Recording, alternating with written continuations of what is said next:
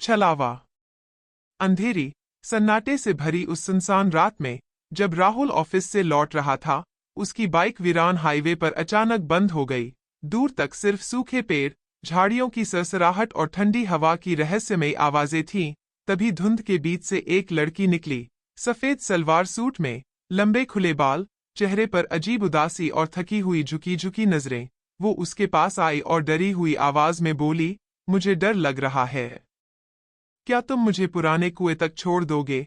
राहुल की धड़कनें तेज हो गईं, मगर न जाने क्यों डर के बावजूद उसके लफ्जों में छुपे दर्द ने राहुल को बांध लिया। वो साथ चल पड़ा। रास्ते में लड़की ने अपना नाम कावेरी बताया, उसकी हर बात जैसे धुंध में लिपटी कहानी हो। वो कभी कहती, तुम्हें मुझसे डर नहीं लगता, और राहुल हौले से मुस्कुराकर कह देता, नहीं। पता नहीं क्यों, मगर जैसे जैसे वो पुराने सूखे कुएं के करीब पहुंचे, माहौल और डरावना होता चला गया।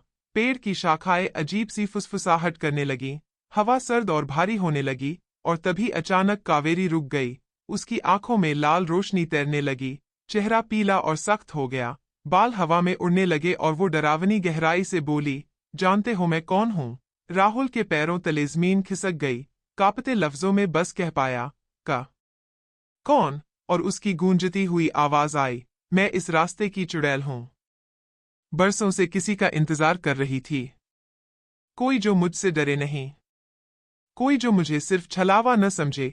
कुछ पल को सब कुछ थम सा गया, मगर तभी उसकी लाल आंखों में आंसू उतर आए, चेहरा फिर से उदास लड़की का हो गया, और टूटी हुई आवाज में फुसफुसाई, मुझे बहुत अकेलापन लगता है। राहुल की सांसें तेज थीं, मगर उसने डर को थाम कर कांपते हाथों से उसके आंसू पोंछे और धीमे से कहा, तुम चाहे कुछ भी हो, मैं तुम्हें अकेला नहीं छोड़ूंगा। अचानक हवाओं की सर्द सरसराहट में हल्की सी गर्माहट आई, कावेरी के चेहरे पर एक मुस्कुराहट उभरी।